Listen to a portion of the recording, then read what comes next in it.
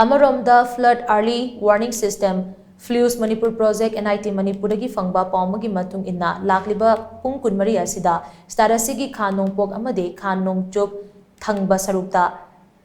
MM50 YOUNA NONG CHURABA YAI haina khang-hallakli.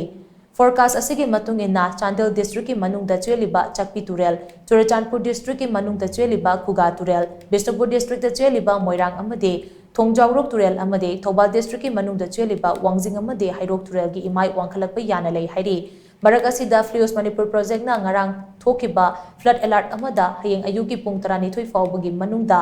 starasigi mafam ayambada nong kai hena chubagi oitokpa chauna leiba maramna Kakching, Bishnupur, Churachandpur, Thobal, Imphal East, Imphal West district, None, Kangpokpi, Senapati amadi Ukhrul district ki mafam kharada mayai oirap ising chawbagi phibam mayoknaba yai haina pausina makhatari.